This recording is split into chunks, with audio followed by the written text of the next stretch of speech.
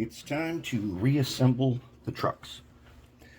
Okay, one of the things I did do was when I coated the wheels with Oxguard this time, wheels and their hubs and everything, polished them up, coated them with Oxguard, I tried something new.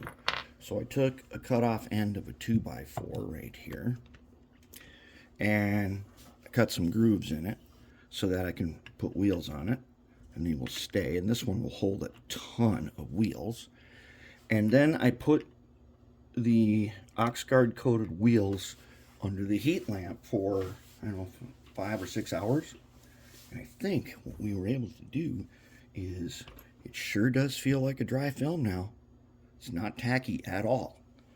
And let's hope that that turns out to be right. I'm pretty sure it is. I think we got it. I think we nailed it. But here's the thing that I think you'd find very useful. Just take a cut off end of a 2x4 and put some grooves in the top just to hold the wheels, and you could do that with a whole bunch of different kinds of tools. A saw would work just fine. You just cut a little shallow groove. A router would work. There's all kinds of different ways to put grooves in there. Just something so that you have a place to put them, especially when we like to paint the ends of them. And then we got a place to set them at our drying station. All right, now that being said, what we're going to do now is, I'm not going to show you where we go through and actually do the soldering this time because we've done it so many times, but let's just review how it goes. In a DD40, one of the things we have to do here, okay, here's the front end. So I've got a piece of the rear truck, right? Or is this the front one? This is definitely the rear. Okay, so remember how we know. The arm right here fits in this slot right there, and the arms are on the right side, red wire. In the DD40, we do not cut the arms off. We're going to use them because they're just so far away from the electronics that it's easier just to use this arm and solder to it. And the first thing you do is you take your wire brush or a file, you rough it up, then you take some acid paste, put a little bit on there, and put your soldering pencil on really hot and tin the top of this. Then take some acetone, that kind you get at the hardware store. Take some acetone like this. Find yourself a little tiny glass container. I got these little tiny beakers I like, but a little glass cup, like a shot glass size, and put some acetone in there, and then take a brush. It's got to be real hair. If you use a synthetic brush, the acetone will just melt it. And then use that and you paint on, and it cleans off the acid, totally neutralizes it. Then you're good to go.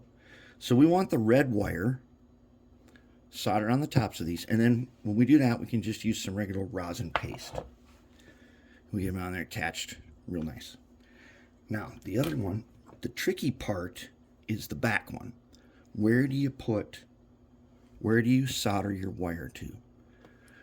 This is what I've found to be is the best spot. One, it's next to this hole, makes it much easier to solder there because you can tin it really easy. But two, because of the way this is laid out right here, you don't have a ton of room to come up where the spring steel sides are shown. And remember, there's a worm gear housing that goes over the top here. So when we have this guy in here, the worm gear stretches a little ways. So right on the end is a good spot to do it.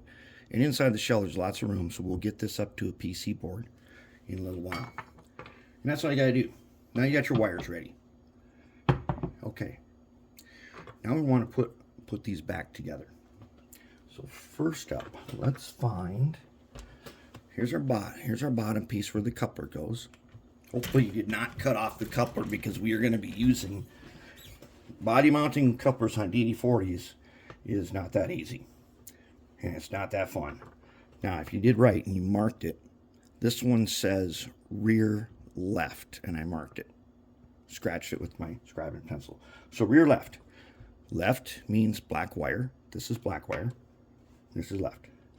So what I want to do is I'm going to take a little bit of my red lithium, get it on my screwdriver, Now, just to hold this in place nicely, I'm going to smear a little bit of that on here, just like that. And I'm going to stick it in place. Okay, that's going to make it so that if I turn it upside down, it can fall off. Easy as that. You don't need to glue it or nothing. We're going to do the same on the other one that goes to the right side. We're going to go ahead and we're going to put a little wipe of some of our red lithium, which is totally inert, will not cause rust.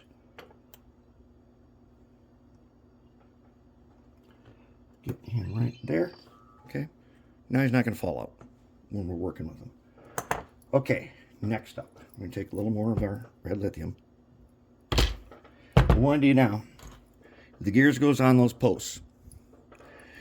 Remember what I said about registration marks? See the little circles there? Those are what we call the registration marks. So let's put a little bit of red lithium in a socket and put them on. Let's find the next gear. There's his registration. I want all registrations facing the same direction. And that, whether it matters or not, is not the important part. It's important that it's a good procedure. And I'll tell you why. I've got over there 4 new sets of Ernst gearing. If you're not familiar with that, it's an ancient low gearing set. And over the years, people always say, oh, they sound like a grinder. But when we did that SD45 a while back with the Ernst gears, we found that when we put all the registrations facing the same way, it was a lot quieter. Okay, so now I'm going to load my wheels in one side here. I think I'm going to turn this around. I'm just going to load them in the sockets. I do not need to lube the wheels on a DD40, or the gears on the wheels, and I'll show you why. Okay, so I'm going to put this over. I'm going to flip them over. And now I can go ahead and I can line them all up. Okay, then they line up pretty easy. Now I can take the bottom piece, and that'll hook on the back. Okay, it'll hook on the back. Now I'm going to start running my thumb up here, and I'm going to go, and I'm going to push it, and it's going to go up and over the top, just like that. And we didn't even break apart. And then I'm going to take my little pliers here, and I'm going to bend these tabs back, and not even all the way. You don't have to bend them in that far. Bend them a little bit. It's already hooked in by those 2 tabs. That just makes it so that it stays in even better. Okay, now I'm going to take a little bit of the grease, and I'm going to put it on top. I'm going to wipe it across the top of this first gear. Okay, I'm going to run around. Okay, now I'm going to go back here. I'm going to take another little glob here. I'm going to put it on this back gear. And remember, this stuff finds its path when you're running around. That's why you don't put too much on it. Uh-oh. Oh no! Part of my side has slipped. Okay, so we got to bend the tabs back just a little bit because we don't want to start bending them a lot. They get fragile. Then we got to take a screwdriver, if we can find one. If you remember right, we go down in here, down to the bottom, and we lever out. We don't pull back. We lever out. All right, now, if I do this right, I can just slip them back in. I can slip everybody back into place.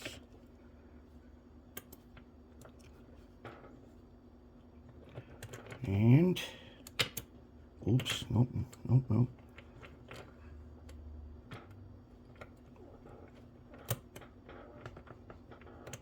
Ah, gotcha.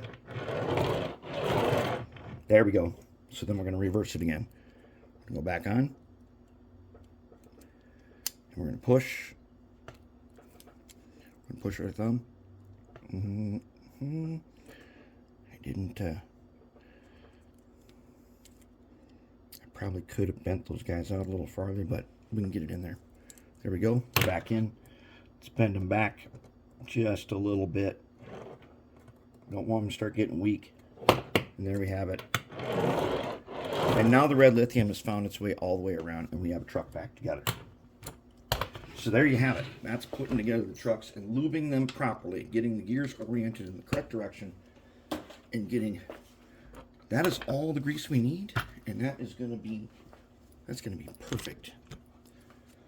So now we can start trying to figure out how we're going to build up our shims and get our power plant mounted.